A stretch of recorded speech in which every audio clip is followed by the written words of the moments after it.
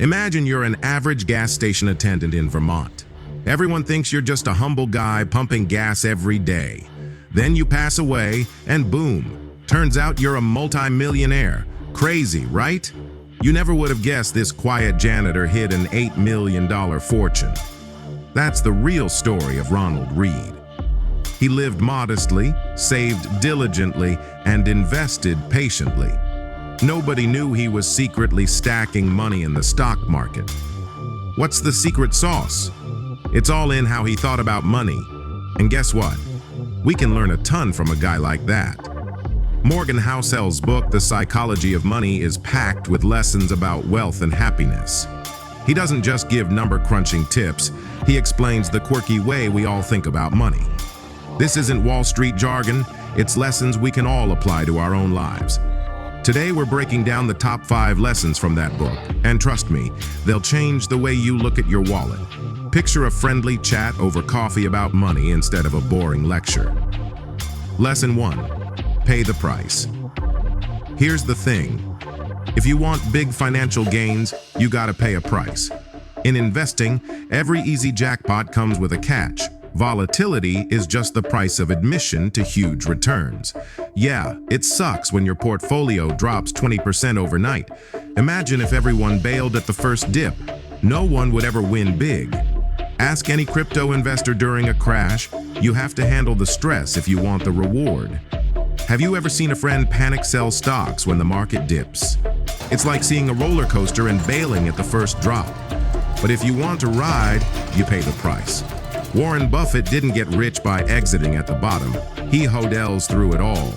He sat tight through storms and came out on top. Think of it like fitness. You won't get ripped overnight without sweating it out. You see, the pain of short-term losses is the bill you pay for long-term wealth. So next time the market drops, ask yourself, do I really want to pay the price to win big? Lesson 2.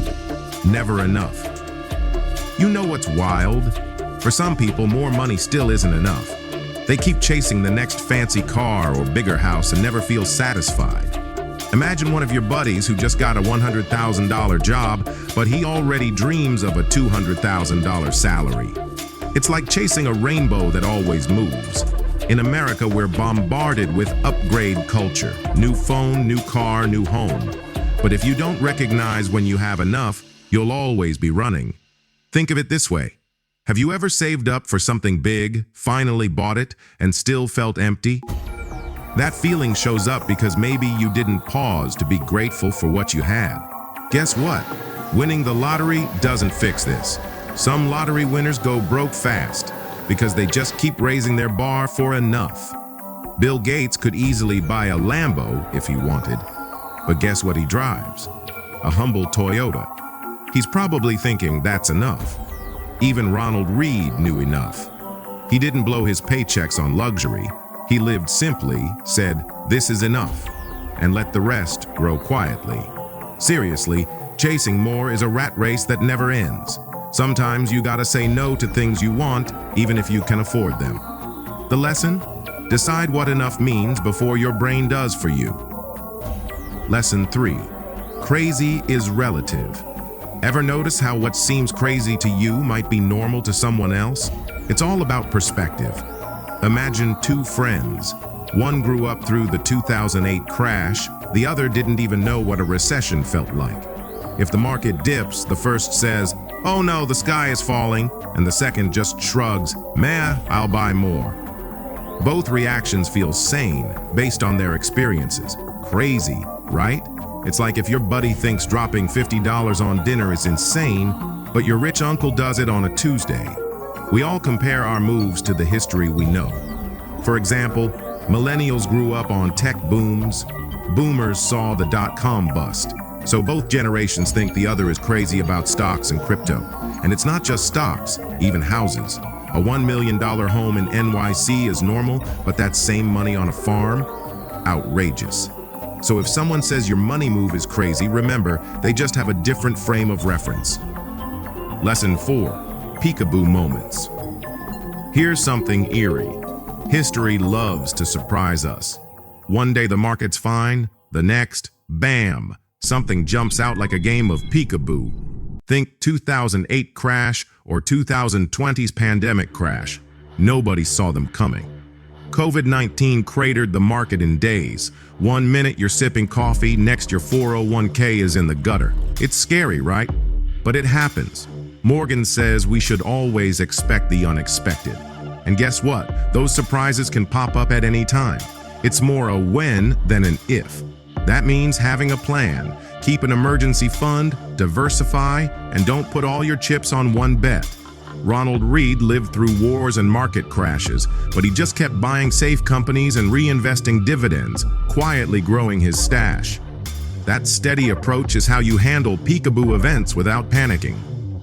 Lesson 5. The seduction of pessimism.